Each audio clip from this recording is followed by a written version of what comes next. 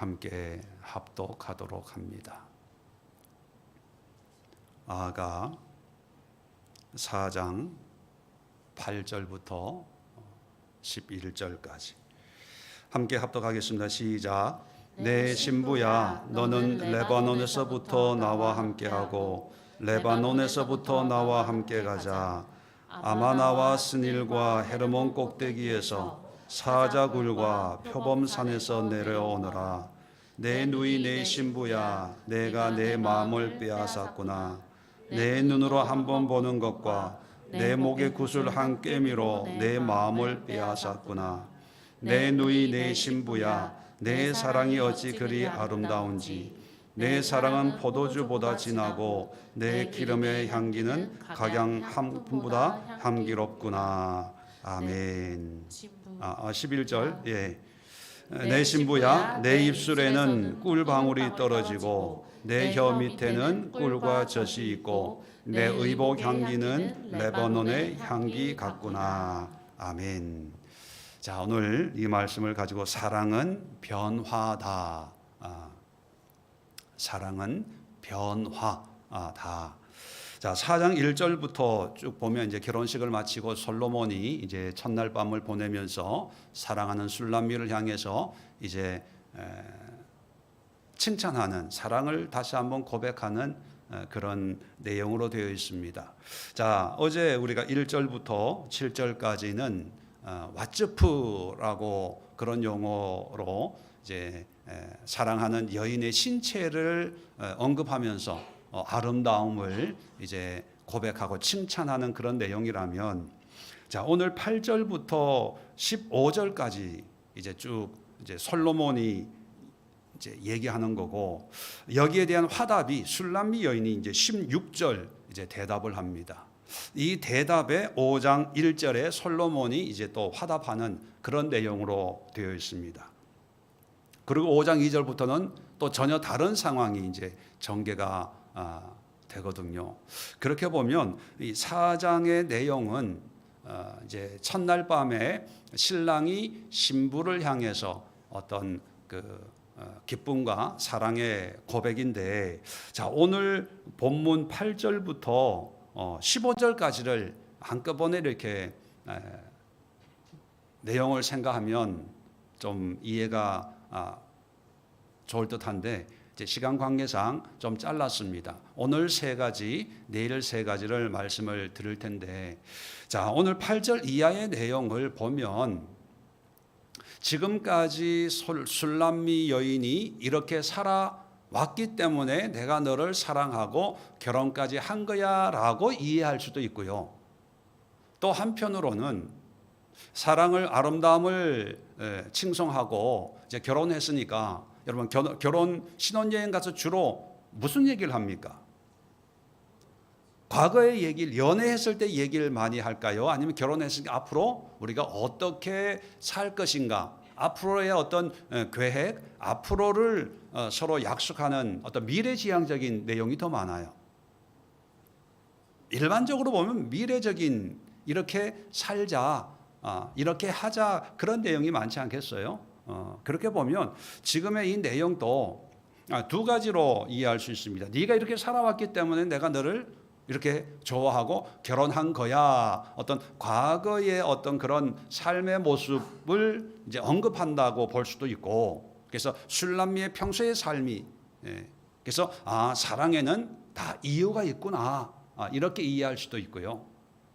또 한편으로는 이제 결혼했으니까 우리가 이렇게, 네가 이렇게 살았으면 좋겠다라고 하는 기대와 어떤 계획, 이런 내용을 노래하고 있다, 이렇게 볼 수도 있습니다. 그래서 저는 과거형보다는 미래형이 더 맞지 않을까, 앞으로 이렇게 우리 같이 살자, 이런 내용이라고 저는 생각을 하고 그렇게 해석을 합니다. 물론 어떻게 해석하는가, 그게 중요한 게 아니라 결론은 똑같아요. 결론은 똑같은데 이 흐름을 어떻게 전체적인 그림 안에서 어떻게 쉽게 이해할 수 있는가, 이의 관점으로 볼 때 결혼을 했으면 이제 변화돼야 된다는 거예요.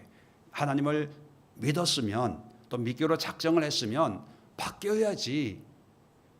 말로만 믿습니다, 말로만 사랑해요 해서는 안 된다는 거예요. 자, 어떤 변화가 있어야 되냐? 오늘은 세 가지만 언급을 하고 함께 기도를 합니다. 자, 오늘 특별히 미리 말씀을 드리는데 오늘과 내일은 제가 안수를 하지 않겠습니다.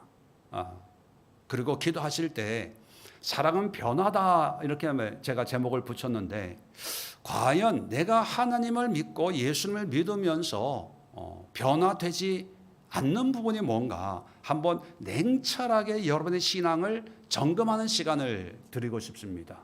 그래서 곰곰이 묵상으로 변화돼야 되는데 한때는 변화가 됐던 것도 있었을 텐데 옛날로 돌아갔든지 원상태로 돌아갔든지 아직 변화되지 않는 그런 부분을 좀 깊이 있게 내밀하게 살피는 그런 기도의 시간을 가지기 위해서 설교 끝나고 제가 기도 인도하고 여러분 스스로 기도하는 그런 시간 갖도록 하겠습니다. 자, 어떤 변화가 필요하냐? 참 재미있습니다. 자, 8절 내 신부야. 자, 9절에도 내 누이 내 신부야. 이제 신부라는 그런 호칭을 이제 사용합니다. 왜? 결혼했기 때문에요. 결혼했기 때문에. 그래서 참 이게 친밀한 그런 관계가 이제 회복이 이제 만들어진 거죠. 자, 8절에 자, 이런 신부에게 내 신부야, 너는 레바논에서부터 나와 함께하고 레바논에서부터 나와 함께 가자. 아마나와 스닐과 헤르몬 꼭대기에서 사자굴과 표범산에서 내려오너라. 자, 첫 번째 뭘 얘기하냐면 생활의 변화입니다. 생활의 변화. 자, 레바논 여러 지명이 나옵니다. 아마나, 스닐, 헤르몬 꼭대기, 사자굴, 표범산. 이걸 뭘 지칭하냐 하면 슐람미가 평소에 살던 어떤 삶의 터전을 얘기해요. 헤르몬 저 북쪽, 레바논 북쪽, 또 광야에서 양치기 하고 포도원지기 했잖아요. 그런 아주 척박한 환경에서 가족으로부터 왕따 아닌 왕따 당하면서 햇빛에 걸리는 노동자의 삶을 이제 사자굴, 표본산 이런 비유적으로 얘기합니다. 거기서 레바논에서부터 그 시골 총구석에서부터 이제 나와 함께 가자. 또 그 산에서 내려와라 이렇게 얘기합니다. 한마디로 얘기하면요, 과거를 정리하고 나와 함께하는 새로운 삶을 살자 이런 의미입니다. 우리가 결혼을 하면 부모를 떠나서 한 몸을 이루어야 된다. 이게 뭐 우리 너무 잘 알고 있는 내용이잖아요. 근데 중요한 것은 한 몸을 이루기 위해서는 반드시 떠나야 돼요. 근데 결혼 생활이 힘들어지는 그런 커플들이 있습니다. 물론 여러 가지 이유가 있지만 그 중에 하나가 뭐냐면 남자든 여자든 자기 가족, 환경에서 떠나지 못하는 사람들. 오늘 이 설교도 우리 장모님이 듣고 계실 텐데 우리 장모님이 늘 후회하는 것 중에 하나가 뭐냐면 저희 장인 어른은 월남하신 분이거든요. 외롭게 자수성가하고 대학 교수까지 되신 분이시죠. 참 대단한 분인데 결혼 생활하면서 후회되는 게 하나 있는데 그건 뭐냐면 저희 장모님이 친정을 못 떠나는 거예요. 친정이 대식구거든요. 늘 싸우는 게 친정 때문에 싸우는 거예요. 근데 그 떠나지 못함이 남편과 아내의 문제로만 국한되면 괜찮은데 그게 자녀에게 영향을 줘요. 참 무서운 거예요. 신앙도 마찬가지입니다. 성경을 보면 400년 애굽 종살이 하다가 하나님께서 가나안으로 이끌어내시잖아요. 애굽을 떠나야 된다. 아니, 천지를 창조하시고 천지를 주관하시는 분이 당시에는 가나안보다 애굽이 더 살기 좋았잖아요. 애굽을 가나안으로 적과 꿀이는 땅으로 만들면 되는데 굳이 왜 떠나게 합니까? 광야 생활도 그냥 40년 우리가 실수했으면 40년 한 곳에 터 잡고 살다가 이제 회개하고 교육받고 준비하면 다시 가나안 땅에 들어가면 되는데 항상 떠나는 훈련을 시켜요. 이게 이제 방황이라고 표현하죠. 떠나는 훈련을 이게 훈련하는 거죠. 그 훈련을. 그래서 성경은 우리의 어떤 이 땅의 삶을 여행객, 방랑자의 삶으로 비유하기도 합니다. 떠나는 게 중요합니다. 우리는 어디에 도착하는 걸 더 중요하고 의미 있게 생각을 하는데 성경은 떠나야 돼요. 내려와야 돼요. 정리를 해야 됩니다. 과거가 아무리 좋고 또 유익하고 거기에 어떤 나의 청춘이 있고 나의 어떤 역사가 있고 다 하지만 근데 떠나야 돼. 우리의 결혼 생활이나 또 우리 신앙 생활이나 마찬가지입니다. 신앙 생활도 떠나야 돼요. 근데 떠나지 못하고 계속 가지고 있는 분들이 있어요. 이런 분들은요, 하나님과 친밀한 관계가 회복이 되지 않습니다. 마태복음 10장 34절부터 37절에 우리에게 좀 부담스러운 말씀을 예수님이 합니다. 뭐라 그러냐면 내가 세상에 화평을 주러 온 줄로 생각하지 말라. 화평이 아니요 거물 주러 왔노라. 내가 온 것은 사람이 그 아버지와 딸이 어머니와 며느리가 시어머니와 불화하게 하려 함이니 사람의 원수가 자기 집안 식구리라. 아버지나 어머니를 나보다 더 사랑하는 자는 내게 합당하지 아니하고 아들이나 딸을 나보다 더 사랑하는 자도 내게 합당하지 않다. 이런 말씀을 해요. 한마디로 얘기하면 가족 풍비박산. 이걸 어떻게 해석해야 됩니까? 뭐 멀쩡한 가정을 이렇게 풍비박산 만들려는 게 아니라 하나님을 믿고 따르는 제자들에게 하는 말씀 중에 일부거든요. 신앙을 방해하고 또 회방하고 하나님께 집중하지 못하게 하는 것은 정리해야 된다는 거예요. 정리의 차원입니다. 근데 우리는 특히 우리 유교적인 의식을 가지고 있는 우리 한국 성도님들에게는 하나님을 믿는 이유가 가족이에요. 가족이 잘 되기 위해서, 부모 잘 되기 위해서, 자녀 잘 되게 하고 싶어서 예수 믿어요. 여러분, 이거는 신앙이 아닙니다. 죄송하지만. 하나님이 원하는 그런 믿음의 모습, 사랑의 모습이 아니에요. 성경은 하나님께 집중할 때 그 하나님의 그 은혜가 우리의 가정을 새롭게 하고 살리는 거예요. 그래서 첫 번째 우리가 우리의 신앙, 하나님과의 관계를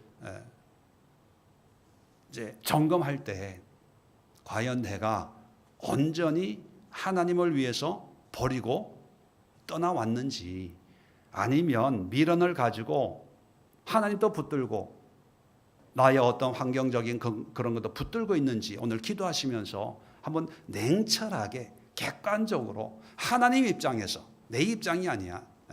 내 입장은 여러 가지 이유가 있어요. 하나님 그렇지만 너무 불쌍해요. 너무 안타까워서 그냥 이렇게 하고 어떻게 할 수가 없잖아요. 내 입장에서 이렇게 우리 입장에서는 그래요. 근데 하나님 입장에서 한번 점검해 보세요. 저는 하나님의 입장에서 생각할 때 가족을 버렸어요. 아이들을 떼어놨어요. 모든 걸 내려놨어요. 제 입장, 개인적인 입장으로 보면 도저히 할 수가 없는데 그래서 몸부림쳤어요. 금식하고. 근데 어느 날 하나님의 입장, 하나님이 어떻게 보실까 생각을 했더니만 이게 하나님의 뜻이구나. 여러분도 한번 하나님의 관점에서 한번 여러분의 어떤 신앙의 지금 환경을 한번 돌아보시고요. 자, 두 번째도 이제 9절 봅시다. 내 누이 내 신부야, 내가 내 마음을 빼앗았구나. 내 눈으로 한번 보는 것과 내 목의 구슬 한 꿰미로 내 마음을 빼앗았구나.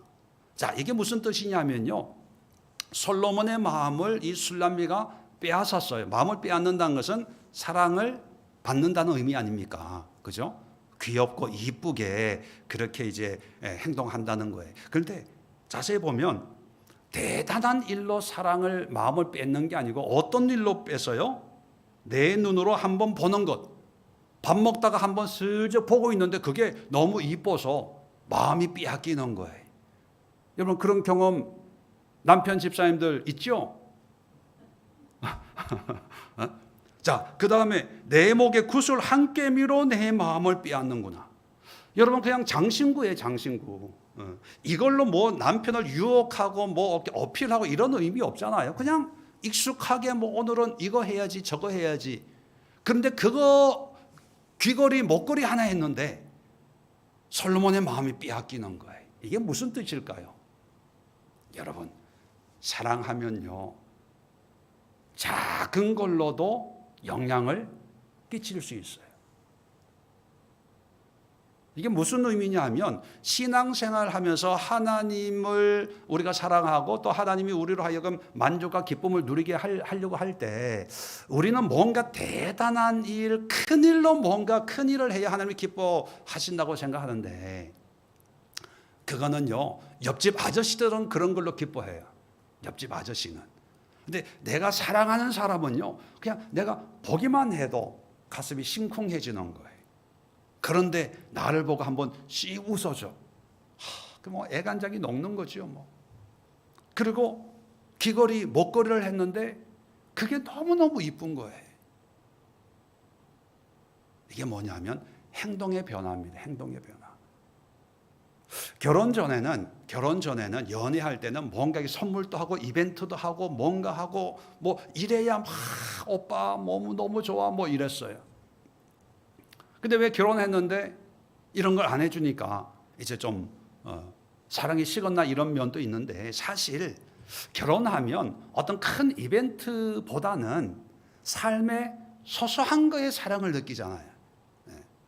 전혀 아닌 것 같은 표정이어서 참 제가 난감한데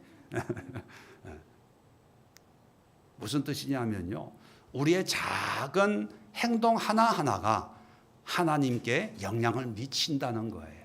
그렇기 때문에 우리의 행동에 신중해야 돼요. 고린도전서 13장 사랑장에 보면 사랑에 대해서 쭉 얘기하면서 무례히 행치 아니하며, 우리는 사랑한다는 이유 때문에 버릇 없이 함부로 대하기가 쉬워요. 왜? 사랑하니까. 근데 정말 사랑하면요, 가까워질수록 더 신중하게 예의를 가지고 배려하고. 왜냐하면 내 사랑한 사람은 나의 말, 행동 하나하나를 집중하고 있잖아요. 그러니까 내가 행동 하나 하는 걸로 기뻐하기도 하고 상처받기도 해요. 눈으로 한번 이렇게 쳐다보는데 사랑의 눈길로 보면 너무 그날의 하루가 괜히 기분 좋아지는 거죠. 그래, 덥게 눈 뜨고 쳐다봤다, 하루 종일 기분이 나쁜 거예요. 여러분, 우리는 큰 일에는 의미를 부여하는데 문제는 작은 것은 작다고 무시해서 함부로. 자, 그래서 성경적으로는요, 이것을 경외라는 표현을 씁니다. 경외. 두렵고 떨림으로 하나님을 섬기는 것. 이것은 뭐 거룩하고 막 두려움으로 뭐 이런 옷도 새 옷 입고 예배드리고 이런 의미가 아니라, 경외, 하나님을 경외한다는 것은요, 나의 작은 행동 하나하나를 신중하게 판단하면서 하나님이 기뻐하시는 행동일까, 아니면 하나님이 싫어하는 행동일까, 이런 것을 하나님의 관점에서 살피면서 신앙생활하는 것. 또 이렇게 얘기하면, 목사님 그렇게 예민하게 신경 쓰면서 어떻게 신앙생활 합니까? 그런 반문을 할 수도 있습니다. 근데 여러분, 사랑해보면 알아요. 사랑해보면 상대방이 좋아하는 것을 하게 되고 상대방이 싫어하는 것은 안 하게 되고, 상대방이 어떨 때 기뻐하고 어떨 때 싫어하고.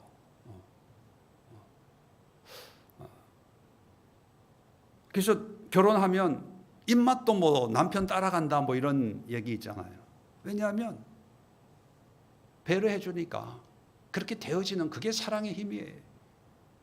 우리 신앙도 마찬가지입니다. 믿음 하는데 믿음 하나님을 사랑하고 뭐 믿습니다라고 말은 하지만 여전히 내 생각, 내가 보기에 좋은 것, 남들이 뭐라 그래도 이게 뭐가 이상해? 괜찮아. 그렇게 신앙생활을 한다면 그거는 하나님을 경외하는 게 아닙니다. 하나님도 지정의가 우리 인간처럼 있어서 우리의 행동에 느끼는 감정이 있어요. 솔로몬 보세요. 눈길 한 번에 마음을 빼앗기고 목에 구슬 한 깸이 목걸이죠. 목걸이를 어떤 걸 착용했는지에 따라서 어떤 매력이 달라진다고 고백합니다. 이게 하나님의 마음이에요. 하나님은요, 우리가 행하는 하나님을 위해서 이렇게 행동할 수 있지만 하나님을 위해서 내가 정결하게 이렇게 하겠습니다. 그냥 교회 갈 수 있어요. 그런데 하나님 앞에 단정하기 위해서 뭐 머리도 만지고 화장도 하고 옷도 예쁘게 입고, 그게 사람들은 모를 수 있어요. 근데 하나님은 그 모습을 보고 야, 김 권사야, 이 권사야, 박 권사야, 너의 그 모습에 내 마음이 빼앗기는구나. 이게 경건 또는 경외의 모습이에요. 여러분, 사랑하면 우리의 작은 행동도 바뀌어져야 됩니다. 그래야 행복한 관계를 맺을 수가 있어요.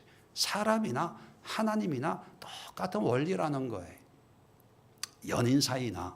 자, 마지막 세 번째, 어떤 변화가 있어야 되냐. 세 번째가 참 재밌어요. 10절에 보면 내 누이 내 신부야 내 사랑이 어찌 그리 아름다운지. 자, 서론에도 말씀드렸는데 솔로몬과 술람미가 사랑하는 상대방에 대한 호칭이 다르다 말씀을 드렸어요. 술람미는 솔로몬을 향해서, 번역에는 내 사랑 이렇게 번역했지만 히브리에는 도디라는 말을 사용한다. 참고로만 아시고요. 반면에 솔로몬은 술람미를 향해서 무슨 용어를 쓴다고요? 레야. 문자적인 의미는 친구라는 뜻이, 내 짝꿍, 내 동반자, 내 반쪽 뭐 이런 의미로 해석을 할 수가 있습니다. 그런데 솔로몬이 딱 여기에 4장 10절에 내 사랑이 라고 할 때 도디를 써요. 그만큼 이제 사랑이 깊어지는 거죠. 뭐 친구라는 표현을 썼다고 해서 사랑이 뭐 이렇게 뭐 작은 사랑이다 이런 의미는 아니지만 이제 서로가 사랑이 하나로 동화된 거예요. 한 깊어진 사랑을 의미하는 거예요. 처음으로 솔로몬이 이제 내 사랑아 이런 표현을 이제 쓴다는 것. 자, 그러면서 이제 아름답다, 포도주보다 진하다, 내 기름의 향기는 각양 향품보다 향기롭구나 이렇게 칭찬을 해요. 자, 그런데 11절 끝에 보면 내 의복의 향기는 레바논의 향기 같구나 이렇게 얘기해요. 자, 지금까지 아가서 전체를 볼 때 향기, 몰약, 뭐 이런 냄새의 이 후각적인 표현이 참 많아요.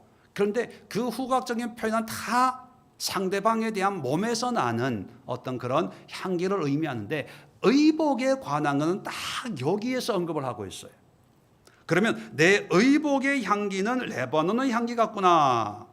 근데 10절에는 내 기름의 향기는 각양 향품보다 향기롭다. 몸에서 나는 향기는 어떤 것보다 비싼 좋은 거야. 이게 칭찬을 한 반면에, 자, 11절 끝에 내 의복의 향기는 레바논 향기다. 이건 어떤 의미일까요? 긍정의 의미일까요? 부정의 의미일까요? 예? 긍정 아니면 부정?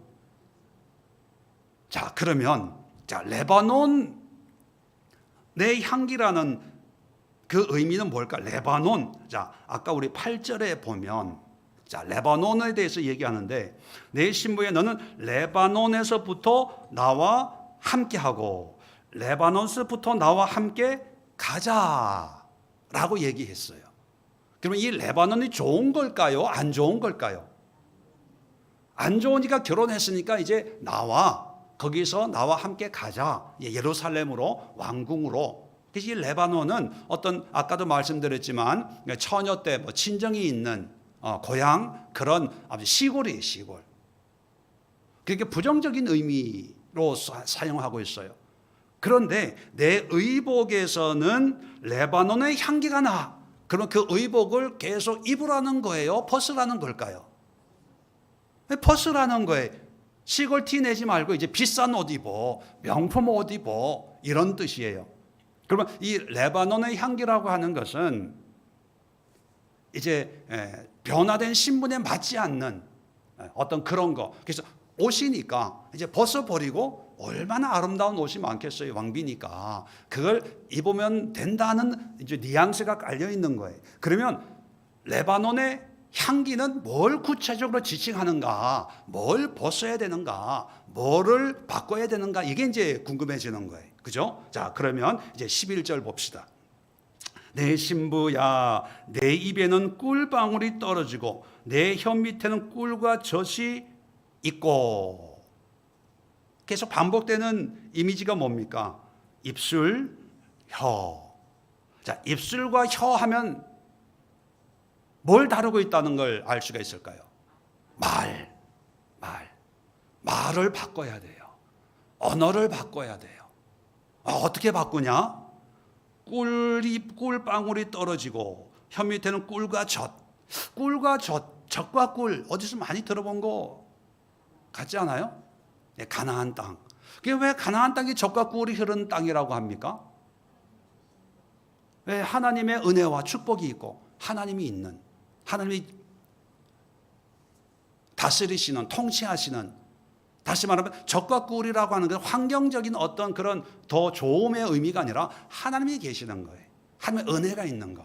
그러면 레바논의 향기가 나는 옷을 벗어버리라 라고 하는 것은 언어를 바꾸는 건데, 어떻게 바꾼다는 얘기입니까? 젖과 꿀이 흐르는 그런 입과 혀가 돼야 돼요.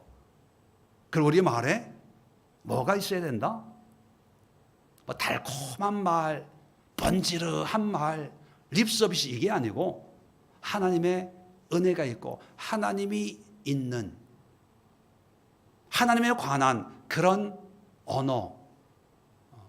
우리식으로 표현하면 믿음의 말, 신앙적인 말, 은혜로운 말, 감사와 기쁨의, 하나님과 연관되어 있는, 하나님으로부터 나오는 여러 가지 젖과 꿀이라는 그 의미를 그렇게 우리가 적용할 수가 있죠. 단순히 우리가 언어가 바뀌어야 돼. 그래서 화내지 말고, 성내지 말고, 욕하지 말고, 흥분하지 말고, 이런 일반적인 세상에서 말하는 언어 순화 정도가 아니라 우리의 언어가 하나님의 말씀과 하나님의 사랑과 또 하나님과 관련되어 있는 그런 언어로 바뀌어져야 돼요. 그래서 우리가 은혜 받은 것, 기도 제목 나누고, 또 위로하고 권면하고 말씀을 나누고, 이게 에클레시아 아닙니까? 그죠? 이 에클레시아가 단순히 모여서 그냥 한 시간 그냥 얼굴 보고 커피 마시고 이게 아니라, 정말 그 에클레시아나 교회나 어떤 신앙생활의 공동체를 통해서 우리의 마음과 생각 속에 들어온 세상적인 어떤 그런 오염된 또 더러운 그런 것들을 씻어내고 하나님의 은혜로 젖과 꿀로 채워서 그걸 나누는 시간이거든요. 일주일에 한 번, 한 시간 모이는 게 무슨 의미가 있어? 그런다고 사람이 변화돼? 변화 안 될 수 있어요. 그런데 그 시간만큼은 그렇게 하잖아요. 교회에서도 자꾸 이제 신앙 얘기를 하라고 제가 그렇게 말씀드리잖아요. 뭐 하루에 있었던 뭐 회사 얘기 이런 거는 나중에 집에 가서 하고, 교인들 만나서는 신앙 얘기, 믿음 얘기, 그런 얘기를 해야 되는 이유가 뭐냐면, 마태복음 12장에 보면 바리새인들과 예수님이 논쟁을 하실 때 예수님이 바리새인들한테 뭐라 그러냐면, 독사의 자식들아, 악한 너에게서 어떻게 선한 말이 나오냐. 마음에 있는 것이 나오는 게 바로 말이다, 이렇게 말씀하신 적이 있습니다. 말은요, 말이라고 하는 것은 마음에 있는 게 나오는 거예요. 마음에 없는 것은 말로 절대로 나올 수가 없어요. 그래서 말하는 거 보면 마음에 뭐가 있는지 알 수가 있어요. 사람들 만날 때 이 사람이 뭐에 관해서 자주 말하는가, 그걸 들어보면요, 이 사람이 뭐에 관심이 있고 뭐로 가득 차 있는지 알아요. 먹는 거 좋아하는 사람은요, 만나면 어디서 뭘 먹고 뭘 하고 놀러 다니고 커피 마시고 이런 거 좋아하는 사람은요, 어디 커피숍이 맛있고 어디 빵이 맛있고 뭐 어디가 좋고, 쇼핑하는 거 좋아하는 사람은요, 만나면 뭐 다 그런 얘기를 해요. 왜? 우리 마음에 그런 게 차 있으니까. 근데 이제 술람미가 솔로몬과 결혼했지 않습니까? 우리가 하나님을 사랑하는 성도가 되지 않습니까? 그러면 하나님은 우리 마음에 하나님에 관한 걸로 채우기를 원해요. 그것이 채워지면 그게 나오는 거예요. 한번 생각해 보세요. 여러분 남편이나, 아니 뭐 쉬운 비유로, 제가 담임 목사인데 교회 와서 자꾸 옆에 있는 교회 목사님 얘기를 해. 너무 훌륭하고 너무 좋고 뭐 뛰어나고. 그러면 제가 어떤 생각을 할까요? 상처받아요. 하나님이 그런 마음을 지금 얘기하는 거예요. 그런 것을 레바논의 향기구나, 내 의복은. 그러니까 의복은 바꾸면 되는 거예요. 갈아입으면 되는 거예요. 그러니까 어려운 게 아니고 노력하고 애쓰면 할 수 있어. 물론 그렇게 쉬운 건 아니겠지만 그런 어떤 권면과 위로를 하고 있다는 것입니다. 그래서 이 언어는요, 의사 전달의 도구만이 아니라 관계를 맺는 힘이 있어요. 말하는 거에 관계가 잘 맺어질 수 있고, 또 말하는 거에 있던 관계도 끊어질 수 있습니다. 그래서 하나님을 믿고 신앙생활을 하려면 하나님과 좋은 어떤 관계를 맺기 위해서는 언어의 변화가 필요해요. 하나님 감사해요. 고마워요. 하나님 뜻 가운데 살겠습니다. 하나님 오늘 또 이런 일이 있었는데 하나님이 도우셔서 또 힘주셔서, 하나님의 말씀이 하나님 앞에 자꾸 하나님에 대한 그런 얘기를 해야지, 오늘 누구 때문에 뭐 기분이 이렇고 누구가 도와줘서 이렇고 내가 이렇게 해서 또 내가 참아서 뭐 다 내가 아니면 운이 좋아서 뭐 재수가 없어서 자꾸 이러면 사랑의 관계에 합당한 그런 사랑의 어떤 성장이, 결실이 없는, 결혼은 했지만 깊어질 수 없는 그런 사이가 될 수 있다는 거예요. 그래서 오늘 세 가지 관점에서 기도 제목 띄워주세요. 한번 여러분 막 이렇게 해주세요라고 기도하기 전에 지금 여러분의 가지고 있는 하나님과의 관계의 실상을 한번 냉철하게 정리해 보세요. 점검해 보세요. 과연 하나님을 사랑하는 데 있어서 나의 일상생활에 정리가 되어 있는지, 중구난방으로 이것저것 내일 이어서 말씀드리겠지만 한 개 집중하지 못하게 하는 그런 요소들이 사방에 있어서 바쁘긴 바빠 정신없어요. 그런데 또 정신없는 상태에서 또 교회 와서 또 기도하고 예배드리고 뭐 또 봉사해. 여보, 그거는 자기 만족이에요. 정말 하나님은 우리의 마음의 중심을 보시거든요. 포기할 것 포기하세요. 끊을 것 끊으세요. 친정 끊으시고 친구 끊으시고 취미 끊으시고. 목사님, 그러면 어떻게 살아요? 예, 살 수 있어요. 저 보세요. 교단 끊고 목사님들 모임 끊고 다 해도 사는데 전혀 지장 없어요. 친구도 끊고요. 다 끊었어요. 그래도 너무 제가 불쌍해 보입니까? 외로워 보입니까? 여러분, 끊어보세요. 그게 살 길이에요. 근데 작은 여우는요, 끊지 못하게 해요. 이거 끊으면 이런 문제 생기고 저런 문제 생기고 오해 사고 나중에. 어떤 분들은요, 왜 못 끊냐 물어보면요, 애들 시집 장가를 안 갔대. 무슨 뜻인지 아시죠? 다 현실적인 문제에 매여가지고 끊지를 못하니까 하나님과의 관계가 깊어지질 못하는 거예요.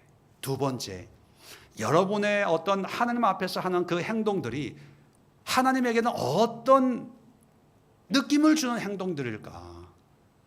한번 생각해 보세요. 이렇게 해도 괜찮아. 이렇게 교회 가면 교회에서 예배 드리고, 못 가면 그냥 인터넷에서 예배 드리고, 하면 하고, 말면 말고, 나는 믿어. 그래도 믿어. 그래도 신앙생활 염려 없이 난 집에서 기도하고, 회사에서 기도하고, 봉사하고. 예, 그래요.